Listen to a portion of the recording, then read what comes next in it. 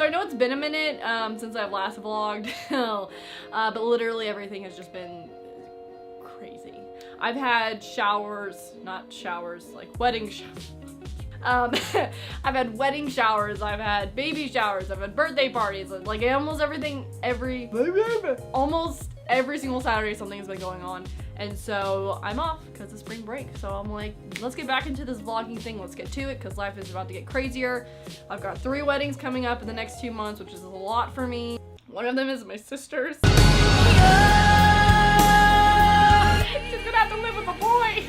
So today I really want to talk about the creative process. I think a lot of times we have the wrong ideas for it. We think it should be neat and organized and everything go according to plan, and that is not at all how it goes. So I'm going to kind of dive into all of that and kind of break down what I learned through each of the process and each stage that I go through in this creative process, and specifically with series promos. So let's get started.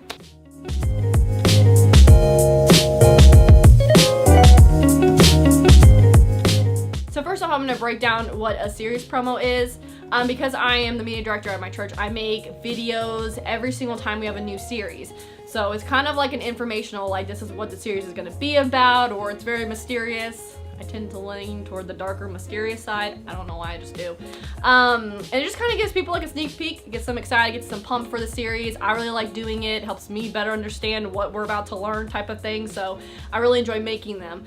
So it kind of comes around every once a month that I'm having to make these videos. Okay, so the first step in anything I do is 2 other people get together with me at Starbucks and we have a media meeting. Now, I love this meeting because the people that I meet with are not technical filmmakers or whatever, but they're both so creative. They always think outside of the box. They always give me such great ideas that I can feed off of. And I think that's really vital, is we don't need to place people in a box and say, oh, because you're not a filmmaker, you can't help me, or because you're not this way, you can't speak into my ideas and all this creative stuff. That's not true. I think it's very crucial for me to have those outside voices that I'm able to listen to, and we throw around ideas and we always come up with something. This month we came up with the idea of the next series to be determined. Not that the series is going to be to be determined, that's the name of the new series. And we came up with that, and that is really cool. And you know what? I didn't come up with that name. I would have been able to come up with it myself, but I had other people speaking and we're throwing around ideas and we came up with it, so it was great. So the first point I want to leave you with for this first step of the creative process is don't limit who can inspire you. You can literally get inspiration from anywhere and anyone, so don't put it in a box and say, this is the only place I can get inspiration from, and then just leave it there. Go out, find people, find other people that can inspire you, and create stuff. So the second step to the creative process is writing everything down. I'll either have a notebook or I'll have notes on my phone, and I'll just literally write anything and everything that comes to mind.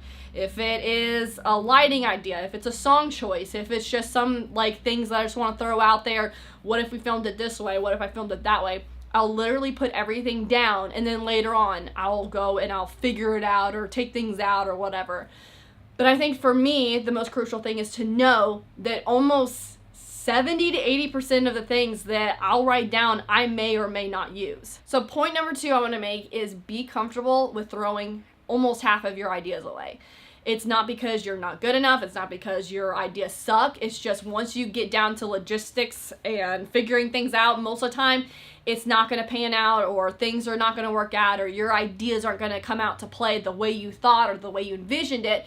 And that's okay. Something that I read on a blog, and I wish I remember who wrote it, but I don't, but they said this and I loved it, and it perfectly goes with this. They said, truly perfect is becoming friendly with your imperfections on the way to doing something remarkable. And I love the wording of that, of being friendly with our imperfections. And I feel like that's crucial, especially for me, because if I'm not friendly with that, if I'm not comfortable in my imperfections, then I'm constantly gonna beat myself over, beat myself up. I'm gonna constantly beat myself up of things that I've had to erase or to mark off as not gonna work. And that's just a part of my process. Write everything down. If it doesn't stick, it's okay. Okay, so far we've come up with an idea of the name. We have written down all of our notes and all of our ideas, even if some of them might not stick. Now the third thing we're gonna do is we're going to shoot. Okay, so for shooting the promo to be determined, I kind of wanted to play around with the idea of like, you don't know what it is, to be determined type of thing. So my idea was, what if we had something in front of the person and all you see, so it's kind of hazy, I'm thinking shower curtain, that sounds weird, but just follow me here. And you just see hands reaching out, or you see silhouettes of faces, and I really thought this out, and I thought this actually could really work. I've seen it in music videos before. I don't know how they did it, but I want to try it out, and I want to see if I can execute it as well as I've seen it. Now, the idea was great. I had great ideas. I had already ideas set up of lighting. I had everything mapped out. I have I had everything written down to a T. I had the scripture that I wanted to use for the video. Everything was perfect, except for the shower curtain. I don't know if you know this, but shower curtains are very wrinkly. And no matter if you wash it and lay it extremely flat to dry, they do not dry flat. They just automatically wrinkle up. And we all know, if you don't know this, I'm helping you out, you can't dry a shower curtain, like the plastic one, because it'll just melt. And you can't iron it, because it'll just melt. So I literally was stuck with a wrinkly, gosh awful looking shower curtain, and my idea was not coming to pass, okay? Now this is the third point I want to make. Embrace failure. It don't working. So I had to come to that conclusion of this shower curtain looks like utter crap no matter how good the lighting is, no matter how cool the hand reaching out into like a foggy abyss looks like. It's not working, it's not looking good. So I'm having to start over, not technically start over, but I'm having to go back to the drawing board and figure out what else can I do. So literally, I said, okay, you know what, this isn't working. Let's just go and walk around the church and see if I can find anything. Well, I went through room after room after room. I'm not even sure what I'm looking for, but I'm looking for something that's going to give me this hazy look, that's going to be flat and not wrinkly, and I'm going to find it. I was very determined that I was going to find this thing. But I came into my old office and I saw this like shelf liner thing. I don't even know what it is or what you would call it. And I got it up and I held it up and I literally started like shaking. I was so happy. I was like, I found it! Yes! But I got so excited because I thought, you know what, because of failing, because of saying this isn't working and scrapping that one idea, I was able to find something so much better that actually worked. And it looked beautiful. And I was very happy. And it gave me the look that I was trying to go after. And it was great. Something that I wrote down this morning was, failure doesn't mean you failed. It just pushes you to fix what isn't working. Another thing that Groeschel said is, you cannot change what you are willing to tolerate. If I didn't accept that my original idea was not working, I would not have come to the conclusion of, okay, what else can we do? What are my other options? And I would have been able to fix the problem.